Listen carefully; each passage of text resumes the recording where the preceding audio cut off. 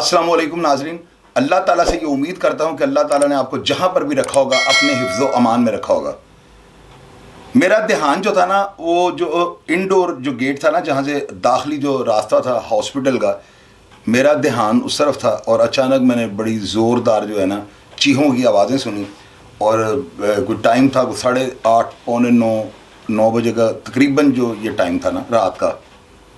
تو میں دیکھتا ہوں کہ ہاسپٹل میں, چونکہ میں قید تھا, 25 سال سزا تھی میری, اور ہاسپٹل جو ہے نا جیل میں ایک ایسی ایک جگہ ہوتی ہے کہ اگر کسی قیدی کی وہاں پر گنتی پڑ جائے نا, تو ایک تو اس کو صبح فیکٹری نہیں جانا پڑتا. یعنی کہ وہ جو صبح اذانوں کے ٹائم دو قیدی جو ہے نا, ان کو جوڑا جوڑا کر کے نا جیل والے فیکٹری بھیجتے ہیں. تو وہ صبح اذانیں جب ہو رہی ہوتی ہیں نا, سردی ہو یا گرمی ہو, تو فجر کی اذان کے ٹائم جو ہے نا گنتیاں کھل جاتی ہیں, قیدیوں کو ڈبوں میں سے نکال دیا جاتا ہے اور ان کو فیکٹری روانہ کر دیا جاتا ہے. جو بندہ ہاسپٹل میں ہوتا ہے نا, اس کو بالکل وہ چونکہ مریض کر کے انہوں نے ایڈمٹ کیا ہوتا ہے, بے شک پیسے لیے ہوں یا سفارشی ہو. تو میں بھی اسی طرح ہاسپٹل کے اندر تھا. تو وہاں پر وہ نثار خان کی بات آپ کو سنائی, وہ بھی آنکھوں دیکھا واقعہ تھا. ایک اور آپ کو واقعہ سنانے لگا ہوں. تو ایک لڑکا جو ہے نا اس کو لے کے آتے ہیں. دیکھنے میں وہ قد اس کا چھوٹا تھا, غالباً شاد باغ یا مصری شاہ کے علاقے کی اس کی رہائش تھی. اکرام موچھا اس کا نام تھا. اور جہاں سے اسے لے کے آئے وہ سزائے موت کا سیل تھا, یعنی وہ سزائے موت تھا. اور میں آپ کو پروگراموں میں بتاتا ہوتا ہوں کہ دنیا میں جو ہے نا سب سے زیادہ جو منافقت ہے نا, عبادت بھی شاید میرا خیال ہے اس خطے میں سب سے زیادہ وہاں بھی ہوتی ہے, منافقت بھی وہاں پہ ہوتی ہے. اور اس طرح کے کئی ایسے جرائم کہ جن کی معافی نہیں ہوتی, وہ بھی سزائے موت کا سیل میں ہوتا ہے. لوگ بدزن ہو چکے ہوتے ہیں, وہ یہ سوچتے ہیں, وہ یہ نہیں سوچتے کہ ہم نے بندہ مارا ہوا ہے, وہ یہ سوچتے ہیں کہ جج نے ہمیں سزا دے کے نا پتہ نہیں کتنا بڑا جرم جو ہے نا وہ کر دیا ہے. ان کے ذہن میں یہ بات نہیں ہوتی کہ ہم نے قتل کیا ہوا ہے, یا جو جرم ہے نا اس کے بدلے میں ہمیں یہ سزا ملی ہے, ہمیں سزائے موت کیا گیا. ضروری نہیں ہوتا کہ سزا جو ہے نا صرف قتل کے مقدمے میں ہوتی ہے. منشیات کے اور اس طرح کے اغوا برائے تاوان 780 کئی ایسے مقدمات ہیں جن میں سزائے موت لوگوں کو ہو جاتی ہے. تو وہ لوگ جو ہے نا وہ بڑے یعنی کہ بڑے ان کے اندر نا منافقت اور وہ جو چیزیں ہیں نا کوٹ کوٹ کے بھری ہوتی ہیں زیادہ تر. یہ بھی جو واقعہ تھا یہ بھی اسی چیز کا شاخسانہ تھا, اور یہ اسی طرح کا ملتا جلتا جو بات آپ کو میں نے بتائی ہے. اکرام موچھا جو تھا نا, اس کو بعد از گنتی لاک اپ ہونے کے بعد سزائے موت کے سیل میں جو ہے نا جو ہے اس کو یورین جو ہے نا اس کا خارج نہیں ہو رہا تھا, اور اس کی پین اتنی بڑھ چکی ہوئی تھی کہ وہ اس کی جو ہے نا اس سے برداشت نہیں ہو رہی تھی. اب ہوتا یہ ہے کہ جب بھی گنتی لاک اپ ہو جائے نا, خواہ وہ سزائے موت کا سیل ہے, سزائے موت والوں کو ذرا زیادہ فیسیلیٹیٹ انہوں نے کیا ہوتا ہے کیونکہ وہ برین انہوں نے بند ہوتا ہے زیادہ, تو ان کو آدھا پونا گھنٹہ ان کو جو ہے نا وہ واک کے لیے ٹائم دیتے ہیں, ٹلائی کہتے ہیں جیل کی زبان میں سے.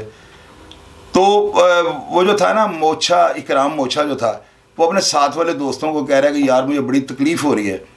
اور وہ کہتے ہیں کہ یار اب کیا کریں. وہ تھالی کو نا جنگلے کے ساتھ رگڑتا ہے, جس سے بہت زوردار آواز جو ہے نا وہ پیدا ہوتی ہے, اور بڑی دور تک یہ آواز سنی جاتی ہے نا. اس کے باوجود وہاں پر کوئی ملازم جو ہے وہ نہیں تھا, کیونکہ وہ سزائے موت والے ملزم جو تھے نا ان پہ ڈیوٹی دینا اتنا آسان نہیں ہوتا. جو ملازم وہاں پر ڈیوٹی دینے جاتا ہے نا وہ ساری رات ان کا مشقتی بن کے کام کرتا ہے. جس کی نہیں ماننے گا صبح شکایت کر دیں گے. وہ لوگ اکتا چکے ہوتا ہے دنیا سے نا, ان کا جو مائنڈ سیٹ اپ ہو جاتا ہے نا یہ چینج ہو چکا ہوتا ہے. یہ عام آدمی سے الگ ان کی سوچ ہوتی ہے, ان کا سوچنے کا نظریہ, ان کا ہر چیز کا جو نظریہ چینج ہو چکا ہوتا ہے. اب آپ دیکھیں کہ وہ بیچارہ جو ہے نا تھالی کھٹکھٹاتا ہے, کوئی نہیں آتا. اس کے ساتھ والے کہتے ہیں یار ہوں پھر اسی کی کریے, ہوں تیری آواز نہ نکلے, سانو سونتے سانو کیوں ٹینشن لائی ہو. وہ بیچارہ شرم میں چپ کر کے اپنی درد کو برداشت کر دے, لیکن کب تک. پھر آخر ناظرین یہ ہوا, کیونکہ میرے تو ساتھ وہ بند رہا ہوا ہے. اور میں آپ کو بتاتا ہوں کہ اس وقت جو ڈپٹی سپرنٹینڈنٹ تھے, جو ایگزیکٹو پوسٹ پر بیٹھے ہوئے تھے, ان کا نام تھا چودھری اشرف کنگرا. اور جو سپرنٹینڈنٹ جیل تھے کوٹ لکھپت, ان کا نام تھا چودھری جاوید لطیف. ٹیپو سلطان صاحب وہاں پہ اسسٹنٹ سپرنٹینڈنٹ تھے. اور کافی ساری یعنی کہ انتظامیہ جو اب آگے لوگ ریٹائر ہوئے ہیں نا, وہ تقریباً سب لوگ وہاں پہ یعنی ڈیوٹیاں اپنی کر رہے تھے. بڑا گولڈن دور تھا وہ نا 95 کا, 1995 کی مجھے بات یاد ہے کہ 95 کی بات ہے. تو ناظرین اس نے کیا کیا ہے, اس نے اپنا جو عضو تناسل ہے نا, یا اسے آپ کہہ لیں کہ اس کا جو معاملہ تھا, اس نے اس کے بعد دھاگا باندھ کے نا اس نے اس کو بلیڈ کی مدد سے جسم سے علیحدہ کر دیا, نفس مار دیا, کاٹ دیا اس نے اپنا نفس نا. پھر کیا ہوا, وہ بلیڈنگ شروع ہو گئی, اور اس شخص نے جو ہے نا یعنی کہ اپنے ساتھ والوں کو ظاہر ہے پھر انہوں نے پتہ لگ گیا کتنی کی دیر وہ شدت درد کی جو ہے برداشت کرتا. وہ ساتھ والوں نے پھر زوردار آوازیں دی. پوری جو سزائے موت کے جو پہرے تھے لوگوں نے اپنے جنگلے کھڑکھڑائے اور آواز وہ جو ہے نا ڈیوڑی تک پہنچی. اور وہاں پر جو نائٹ افسر تھا نا وہ آتا ہے اور آ کے وہ جب معاملے کو دیکھتا ہے تو ان کو پتہ لگ جاتا ہے کہ اب صبح جو ہے نا جو یہاں پہ انچارج ہیں رات کی ڈیوٹی کے جو افسر ہیں نائٹ افسر یہ سب کی جو ہے نا شامت آ جانے ان کے خلاف مقدمہ درج ہو جانا.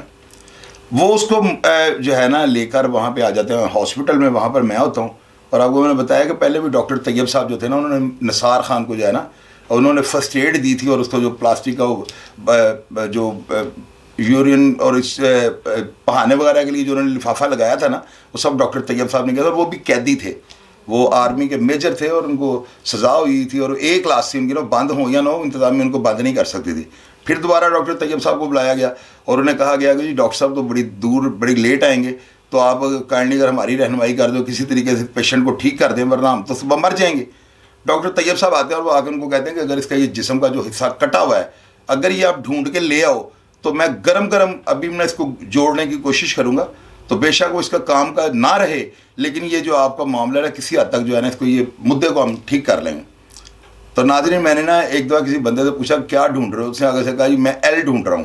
آپ یقین کریں ٹارچیں جلا کے نا چودھری اشرف کنگ رہا جو زندہ ہیں تو میرے اگر میں غلط بات کروں گا تو کوئی بھی کمنٹ باکس پہ آگے ثابت کرے بات تو میں جو کہہ رہا ہوں میں ثابت کر چکا ہوں, ٹھیک ہے کہ نہیں. کوئی بھی چیلنج کر رہی ہے بات بالکل 110% ہے.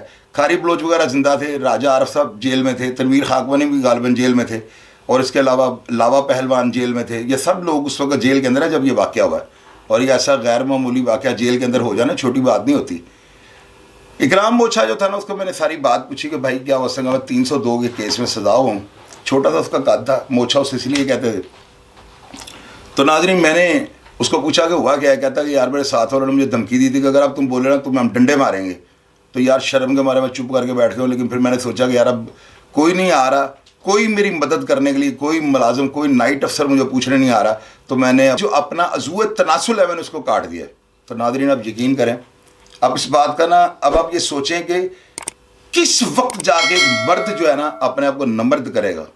مجھے یہ بتا دیجیے گا, آپ کمنٹ باکس میں ضرور اس بات کا آپ نے جواب دینا ہے کہ جیل کے اندر جو ہے نا اس طرح کے واقعات بھی ہوئے ہیں. یہ وہ جب دروازہ جب وہ کھٹکھٹاتا تھا نا جب تھالی کو جب دروازے کے ساتھ رگڑتا تھا اس آواز میں سے یہ نہیں جاتی تھی آواز کہ یہ موچھا جو ہے نا جو بیچارہ غریب آدمی ہے یہ تھالی وہ کھٹکھٹا رہا ہے. وہاں پر کوئی ایم پی ایم این اے ہوتا وہ تھالی کھٹکھٹاتا رہتا, انتظامیہ نہیں جا رہی تھی. اس طرح کے جو معاملات ہیں جیلوں کے اندر ہو جاتے ہیں. خیر اس کا وہ نہیں ملا. اس کے بعد جو ہے صبح اس کی انکوائری جوائن باقاعدہ باہر سے مجسٹریٹ آ گئے وہ سارا کیونکہ ایف آئی آر درج ہونی تھی. تو پھر اس لڑکے نے جو ہے نا اس نے یہی بیان دیا تھا کہ جی میں جو ہے نا مجھ سے درد برداشت نہیں ہوئی تو میں نے وہ انتظامیہ نے اس کے اوپر پریشر ڈالا تھا کہ تمہارا چلان نکال دیں گے. اس کو بے بس کر دیا. اس بیچارے نے ان کے خلاف کوئی بیان نہیں دیا تو یہ انکوائری جو تھی نا یہ ردی کی ٹوکری کی زینت ہو گئی تھی. ناظرین جیلوں کے اندر جو ہے نا میں آپ بچوں کو یہ سمجھاتا ہوں, نوجوانوں کو یہ سمجھاتا ہوں اور یار اللہ کے بندے آج ایک نا بھائی نے مجھے کمنٹ کیا ہے کہ چوہے صاحب آپ نے کہا جی میں نے بدلہ لے لیا. اور بھائی میں آپ کو کہتا ہوں آپ بھی لے لو بدلہ. اور لیکن میری بات سنو, مجھے ایک بات کا جواب تو اب دو. اب بدلہ آپ کو 12 دفعہ میں کلیئر کرتا ہوں کہ اگر آپ اپنے لیے ضلالت کو جو ہے نا وہ ضلالت جو آپ کو ملنی ہے آنے والے وقت میں اگر آپ اس کو برداشت کر سکتے ہو آپ لو بدلہ. اگر آپ کو کوئی فائنانشلی مسائل نہیں ہیں آپ لو بدلہ. اگر آپ کی جوان بہنیں شادی بیاہ کرنے والی نہیں گھر بیٹھی تو اب لو بدلہ. لیکن اگر آپ کے معاملات مجھ سے مختلف ہیں تو اس کام کے نزدیک نہ آنا. یہ میری بات یاد رکھنا. آپ میں 12 دفعہ آپ لوگوں کو کہتا ہوں پھر آپ لوگ جا کے نا اندر جنگلوں کے ساتھ لگ کے گانے گاتے ہیں. تو میں میری باتوں کو سمجھا کریں. میرا میسیج جو ہوتا ہے نا میں آپ کو آنے والے وقت سے ڈراتا نہیں ہوں. اگر آپ کی مجبوری بن جائے تو بھائی مجھ سے پوچھ کے, یا میں آپ کا مشیر تو نہیں لگا ہوا, جو دل میں آتا وہ کر لیں. لیکن یہ چیزیں ذہن میں رکھیں کہ جیل جو ہے نا انسان کو بے غیرت کر دیتی ہے. میری بات آج یاد رکھیے گا. ہم لوگ جیلیں کاٹ کے آتے ہیں نا عمر قید کے جھٹکے لیے ہوئے ہیں.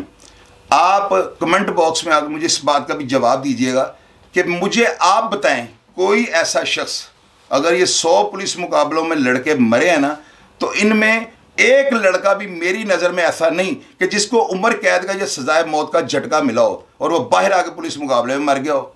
اس کا مطلب کیا ہے کہ وہ لوگ, یا میں اپنے آپ کو کہتا ہوں ہم لوگ نیم بے غیرت ہو چکے ہوتے ہیں. مثال کے طور پہ ہر بات کو جو برداشت کر جاتے ہیں. تو کچھ لوگ جو ہیں وہ اس بات کا تاثر یہ لیتے ہیں جو میں آپ کو خود اپنے منہ سے کہہ رہا ہوں. تو یہ چیزیں ہوتی ہیں. ساری سزا جو ہے نا انسان کو بےغیرت کر دیتی ہے. اور حوالات میں جو لوگ باہر آ جاتے ہیں اور خاص کر کے جو بہت جلد آ جاتے ہیں اور جلد سے جلوسوں میں جو رہا ہوتے ہیں, موت ان کو جو ہے اپنی آغوش میں لے لیتی ہے. اپنا خیال رکھیے گا جی. پاکستان زندہ باد.